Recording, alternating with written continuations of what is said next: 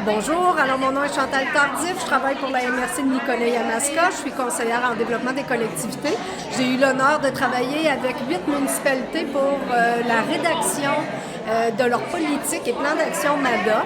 Aujourd'hui, 14 avril, c'était le lancement de ces 8 politiques-là, plus la politique de la MRC.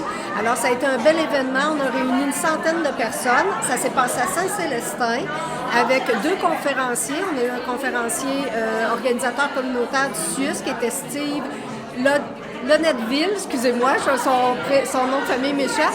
Et l'autre conférencier, c'est un homme de 87 ans, M. Gaston Michaud, impliqué citoyen dans sa communauté en Estrie. Alors, un événement rassembleur, un événement pour souligner aussi toute l'implication des gens qui ont travaillé dans les MADA, parce que je vous le dis, on a eu des gens extrêmement actifs, extrêmement dévoués et vraiment proactifs aussi pour le mieux-être ensemble dans nos collectivités. Alors, une MADA, c'est l'acronyme pour Municipalité Amie des aînés. Alors, le gouvernement invite les municipalités justement à produire des politiques municipales avec des plans d'action dans un regard aîné, c'est-à-dire les besoins pour les aînés. Et là, on parle autant de la communication, des infrastructures, des loisirs, de l'intégration, les activités intergénérationnelles. Alors vraiment, quand on fait une MADA, on définit nos valeurs, nos missions, on va vers les gens pour connaître spécifiquement les besoins des gens de la communauté et après on construit un plan d'action pour répondre le mieux possible aux besoins. Donc on va commencer tout de suite la conférence de presse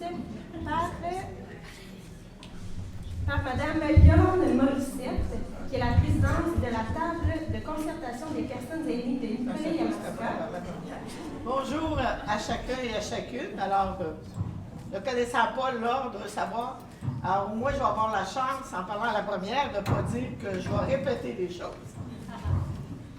Alors, c'est avec beaucoup de plaisir et d'enthousiasme que j'ai participé au comité de pilotage afin de mettre sur place une politique MRC MADA. Alors, on sait que ça fait longtemps qu'on en rêvait et je tiens à remercier les municipalités qui ont fait leur part et qui ont accepté d'embarquer dans cette belle aventure. Comme aîné, c'est sûr qu'on est conscient que les défis sont grands. Vieillir chez soi, dans des milieux ruraux, appartient à des gens qui sont créatifs, à des personnes, des aînés, qui sont capables d'être des citoyens à part entière. Des citoyens qui, on ne laisse pas sur la voie d'évitement, puisque ce n'est pas le choix qu'ils veulent. Ce sont des personnes qui sont capables de vivre avec le changement, d'être dans la société et non à côté. Le défi qui nous attend, c'est comment apprendre à vivre dans cette nouvelle société, à vivre avec les nouveautés, avec le vieillissement, qui nous permet de prendre le temps, mais le temps plus lentement.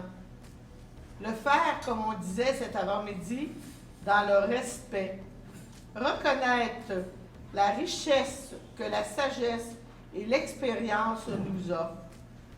Vieillir, c'est aussi apprendre à faire les choses autrement. Ce n'est pas attendre que les autres le fassent à notre place, mais c'est le faire avec ce que l'on est.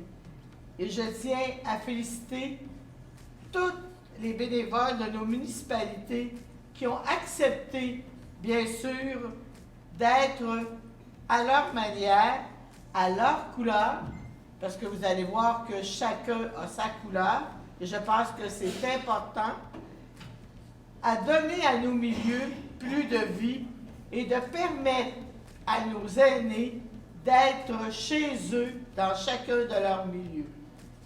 et aussi se permettre de rêver. Parce que rêver, c'est vivre. Et quand on est des personnes vieillissantes, on n'est pas nécessairement assis sur une chaise et regarder passer le temps. Il faut savoir transmettre nos savoir-faire, les adapter aux réalités d'aujourd'hui. Bien vieillir, c'est être capable d'agir, c'est croire que l'on est encore capable de faire des choses à notre façon, des fois avec un peu plus de temps, accepter des fois d'avoir de l'aide, mais être capable d'être présent dans nos milieux afin qu'ils soient plus dynamiques. Et il n'y a pas de recette miracle. Souvent, quand on veut quelque chose, il faut aussi accepter de mettre la main à la pâte.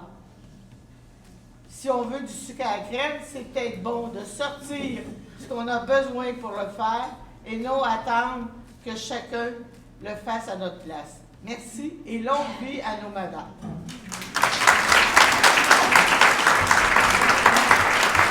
Merci, Mme Morissette.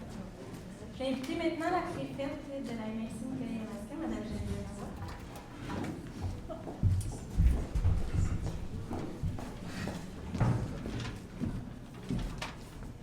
Merci beaucoup, Frédéric. Bonjour tout le monde. Chers collègues élus, maires, conseillères municipales, Raymond, merci de nous recevoir chez vous. Merci. Madame la Présidente. Nous voici donc aujourd'hui, après plus de 12 mois de travail au lancement de nos politiques et plans d'action MADOT. Chacune de nos démarches reflète notre volonté de prendre en compte les besoins et les aspirations de nos aînés au cœur et de nos aînés et de les poser au centre de nos actions et de nos décisions. Elles enrichissent sans contredit nos communautés à plusieurs égards. Leur expérience et expertise doivent être mises à contribution pour que celles-ci participent activement au développement de nos milieux.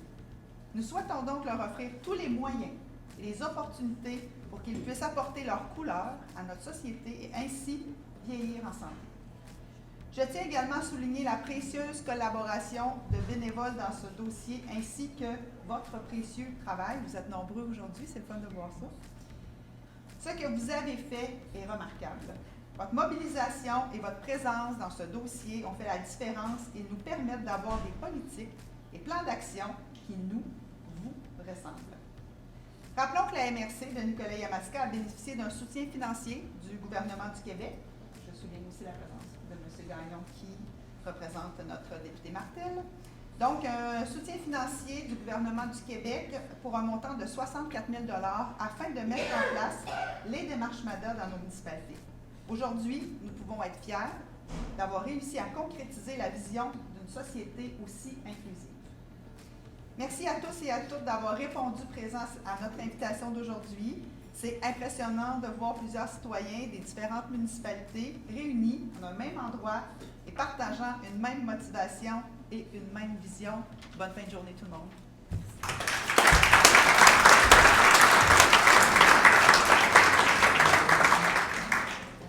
Merci, Mme Dubois. Maintenant, je vais laisser le tour à M. Gilles Bédard.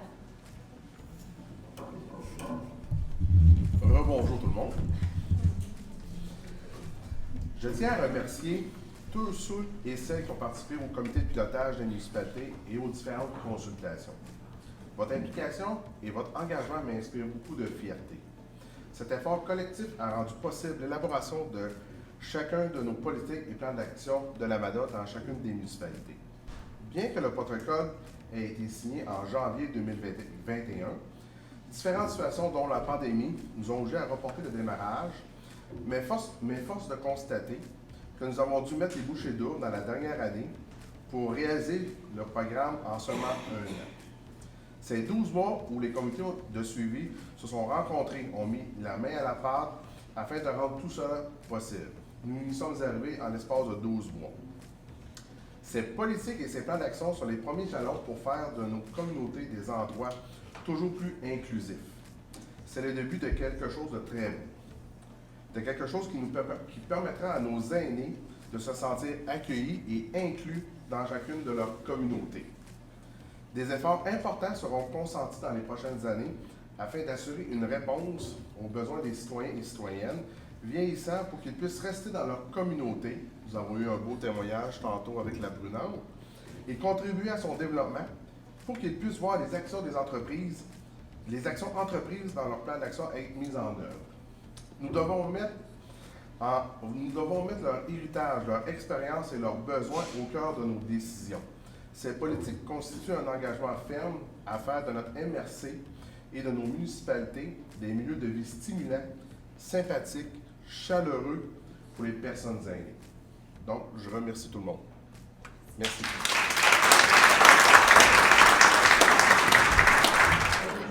Alors, vous soulignez également qu'aujourd'hui, nous avons fait des vox pop. Donc, votre nom et votre municipalité. Lucie Godette, Aston Jonction. Et est-ce que vous avez été membre du comité de MADA? J'ai été membre du comité MADA. Tout à fait agréable de travailler sur ce comité-là. Est-ce que c'était la première fois que vous aviez une expérience de ce type de comité-là? De ce type-là, oui. J'ai été sur bien d'autres affaires, là, mais c'était dynamique, intéressant, bien structuré. Wow, juste wow. Et qu'est-ce que vous pensez de la politique et du plan d'action MADA qui va en découler? C'est tout à fait intéressant dans le sens que nous, on a été capable d'aller chercher des subventions qui nous ont beaucoup aidés. Ça a été fantastique, un cadeau. Puis les actions là, qui vont être dans votre milieu, les plus importantes qui ont été faites ou qui sont à faire ou qui sont en développement? Qui sont en développement. C'est sûr que là, on veut être... nous autres, ce qui a été très, très fort chez nous, ça a été de réorganiser le petit café. Ça, c'est correct, c'est fait. Mais là, on veut peut-être bouger plus. Fait que là, il y a des choses qui s'en viennent sûrement. Vous dites bouger plus, est-ce qu'on parle d'activité physique? Oui, okay. oui. De mettre en forme nos gens plus âgés, mais d'aider la bonne forme physique. Exactement. Bon, bien merci. Ça va être intéressant. Merci beaucoup. Josie Bussière, je travaille pour la municipalité de Saint-François-du-Lac et je suis conseillère en développement de la communauté. Donc, est-ce que tu étais du comité de suivi MADA? Eh oui. Et comment ça s'est passé, ce comité-là, le fonctionnement? Ça a bien été. On était vraiment quand même beaucoup et quand même proactifs. On était 9. On avait des gens des organismes aussi, le Centre d'action bénévole, qui ont dû quitter, mais on avait des gens de l'âge d'or, on avait des résidents de Saint-François-du-Lac, des personnes dans le bureau municipal, puis de la DG. Donc, on avait vraiment du monde pour aussi tenir ça pérenne là, après la politique. Parce que, oui, on se parle, mais il faut qu'il sorte quelque chose de ça. Mais justement, qu'est-ce que tu penses de la politique, du plan d'action MADA? C'est quelque chose qu'il faut garder sous les yeux, qu'il ne faut pas mettre sur une tablette. Parce que c'est facile de dire on fait une politique MADA, amis des amis, mais il faut toujours avoir en tête, pour moi, c'est l'accessibilité universelle, c'est pour tout le monde. Donc, les aînés, ça fait partie. Puis, pour moi, là, c'est des personnes à part entière qui ont beaucoup de choses à apporter dans la municipalité. Puis, en échange aussi, beaucoup d'échanges. Puis, il ne faut pas les oublier. Il faut toujours avoir en tête que... Il faut que ça deviine un réflexe dans la gestion de la municipalité. Oui, dans la gestion, dans nos communications, puis aller les sonder, ces personnes-là, parce qu'ils ont des avis, puis ils ont des fois des bonnes solutions que nous, on ne pense pas. Là. Justement, au niveau des actions, ce serait quoi des actions qui découlent du plan, de la politique, tes actions préférées, tes coups de cœur? C'est sûr que moi, j'aime ça aller vers les gens. Une de mes actions préférées, c'est par exemple de maintenir le club de marche, les activités du club de marche, puis de venir informer les gens, puis les questionner lors de, c'est des rencontres mensuelles à chaque semaine, hebdomadaire, puis de maintenir l'activité physique. Là, moi, je donne une heure d'activité physique pour les aînés, mais toutes les autres personnes qui veulent venir se joignent à nous, mais c'est dans le cadre des activités du club de l'âge d'or. Puis moi, il faut vraiment que je maintienne ça pour maintenir... pour moi, là, oui, c'est une prémisse pour faire la rencontre. Donc, les activités physiques, les gens viennent se parler, ils parlent avant, après. Puis c'est vraiment une activité sociale qu'ils viennent faire au centre communautaire. Et ta vision de la politique MADA, de tout ce qui en découle, mettons dans 5 ans, dans 10 ans, là, si tu te projettes, là, Oui. qu'est-ce que tu vois dans l'avenir? Moi, je vois, mais j'espère qu'on va avoir une idée aussi, parce que les aînés, la politique municipalité, aide des aînés, l'accessibilité universelle, mais le transport, mais c'est pas juste l'été, mais c'est l'hiver aussi. Puis l'hiver, les gens, ils restent pas enfermés dans leur maison, ils ont besoin autant de sortir. Fait que moi, j'aimerais ça qu'on ait une visée, et c'est pas juste au niveau municipal, c'est au niveau des assurances, ces choses-là, parce que bon, si on déneige à un certain endroit puis qu'il arrive des blessures, ben, là, on va pas le déneiger à cause que on veut pas avoir des conséquences fâcheuses. Des conséquences fâcheuses, mais ça restreint les possibilités des aînés. Puis moi, j'ose espérer que ce qu'on veut, c'est que nos aînés, ils veulent rester, ils veulent se promener dans la région, puis qu'il y ait des endroits en sécurité pour entrer en contact avec les gens. Moi, c'est sûr que la mobilité, surtout l'hiver, c'est quelque chose qui me tient à cœur. Merci, ma chère. C'est bon. Merci. Christiane Lessel, présidente de l'Âge d'or de Saint-François-du-Lac. Et vous avez été impliqué dans le comité de suivi. De la MADA aussi. Et c'était comment, le fonctionnement du comité? Comment vous avez trouvé ça? Très intéressant, participatif. Je veux dire, vos commentaires, tout était bienvenu. Et évidemment, cette réflexion-là a amené à une politique, à un plan d'action. Qu'est-ce que vous retenez de cette politique-là, de ce plan d'action-là? Je te dirais que j'attends la présentation. Ce nous, on a proposé, mais là, je ne sais pas ce qui a été accepté et ce qui a été refusé. Mais qu'est-ce que vous voudriez qu'il soit dans la politique, vous, là, personnellement? Là? Des choses qui vous tiennent à cœur? Des choses pour aider les personnes âgées à participer plus, à leur servir des choses qu'il n'y avait pas avant. Okay. Moi, une des choses qui me préoccupait, c'était le transport. Pour aller, que les gens peuvent aller magasiner, avoir quelque chose qui les amène à l'extérieur, parce qu'on a un beau village, mais pas beaucoup de boutiques. Donc, si on veut de maintenir les gens, il faut leur offrir des alternatives, si, exemple, ils n'ont plus accès à leur voiture. C'est ça. Okay. C'est pas tout le monde qui a encore un permis de conduire. Hein? Ben oui. Puis l'avenir, comment vous envisagez l'avenir, la présence des personnes aînées dans votre municipalité Saint-François-du-Lac? Moi, je la vois très bien. J'ai construit une bigénération pour garder mes parents avec moi. Fait que donc, moi, je le vois de cette façon-là. Mais je verrais aussi qu'il y ait une nouvelle résidence. On aurait besoin d'une résidence pour personnes âgées au village. Parce qu'il manque de logement. Manque de logement. Pénurie de logement à ce niveau-là aussi. Oui, mais pas juste des logements. Ça prendrait une résidence avec service parce qu'on a quelques appartements où les gens d'un certain âge peuvent, mais ils sont quand même contraints de faire. Ils sont seuls. Je veux dire, tu n'as pas de sécurité à ce moment-là. Si la personne tombe, quoi que ce soit, tu n'as pas de concierge, tu n'as pas personne qui va vérifier les chambres pour savoir s'il y en a un qui ne s'est pas réveillé le lendemain matin ou quoi que ce soit. Fait que ça, je trouve que c'est manquant. Merci de votre temps. Merci. Jean Boissonneau, municipalité de Saint-Wenceslas. Et est-ce que vous avez été impliqué dans le comité de suivi, vous? Je suis impliqué dans le comité, mais je ne fais pas partie du conseil d'administration. OK. Puis comment ça s'est passé, les rencontres? Avez-vous participé à des rencontres? J'ai participé à environ 5 ou 6 rencontres. Et puis, c'était à chaque fois, on parlait de choses nouvelles. C'était de très bonnes idées qui sont venues à la table pour... Et vous, dans votre rapport dans ces rencontres-là, c'est quoi de vous qui vous tenait le plus à cœur? Qu'est-ce que vous avez revendiqué, fait valoir? Fait valoir, moi, pour être plus proche, plus souvent près des aînés, pour leur aider à sortir de leur... les emmener à faire plus de social, là, puis les divertir, changer faire oublier leur solitude, si vous voulez.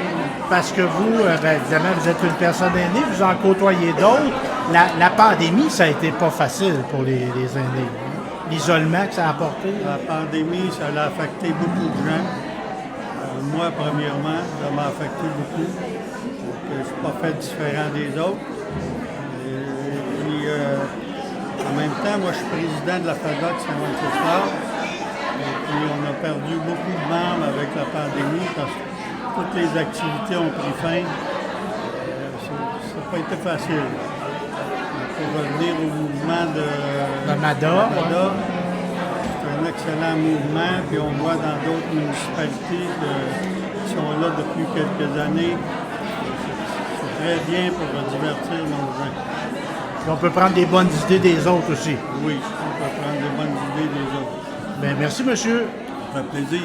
Bonne journée. Parfait. Votre nom, madame? C'est Diane Bonin, Et vous occupez de quoi, Saint-Wenceslas? entre autres de la friperie qui s'appelle La Commode.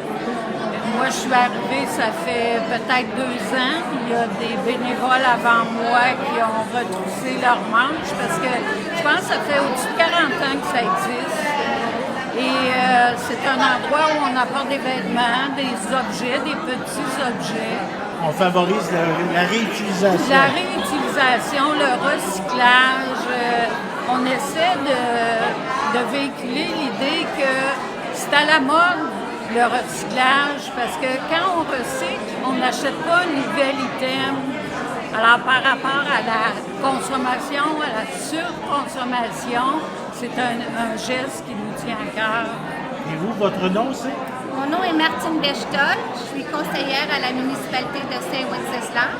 Et vous avez participé au comité de suivi. Oui. Et comment ça s'est passé? Parce que là, évidemment, vous êtes conseillère municipale, vous êtes habitué à ça, des réunions, tout ça? On a eu beaucoup de réunions, en effet, mais on a été bien chapeautés par Mme Chantal Tardif.